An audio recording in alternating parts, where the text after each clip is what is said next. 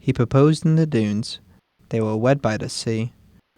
Their 9-day-long honeymoon was on the Isle of Capri. For their supper, they had one spectacular dish, a simmering stew of mollusks and fish. And while he savoured the broth, her bride's heart made a wish. That wish came true. She gave birth to a baby.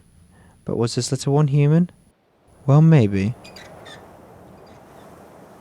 10 fingers, 10 toes, he had plumbing in sight.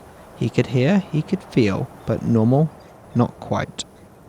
This unnatural birth, this canker, this blight, was the start and the end, and the sum of their plight. She wailed at the doctor. He cannot be mine. He smells of the ocean, of seaweed and brine. You should count yourself lucky, for only last week I treated the girl with 3 ears and a beak. That your son is half oyster, you cannot blame me. Have you ever considered, by chance, a small home by the sea? Not knowing what to name him, they just called him Sam, or sometimes that thing that looks like a clam. Everyone wondered, but no one could tell. When would young Oyster Boy come out of his shell? His mum on the freeway, in the breakdown lane, was pounding the dashboard. She couldn't contain the ever-rising grief, frustration, and pain.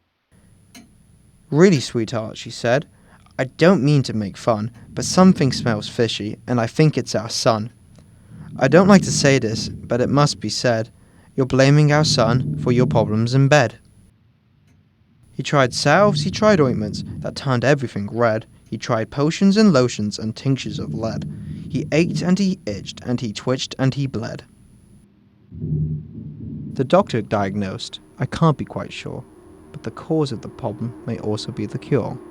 They say oysters improve your sexual powers. Perhaps eating your son will help you do it for hours. He came on tiptoe, he came on the sly, sweat on his forehead, and on his lips a lie. Son, are you happy? I don't mean to pry. Do you dream of heaven? Have you ever wanted to die? Sam blinked his eye twice, but made no reply. Dad fingered his knife and loosened his tie. As he picked up his son, Sam dripped on his coat. With the shell to his lips, Sam slipped down his throat. They buried him quickly in the sand by the sea, sighed a prayer, wept a tear, and they were back home by 3. A cross of grey driftwood marked Oyster Boy's grave. Words written in the sand promised Jesus would save, but his memory was lost with one high tide wave.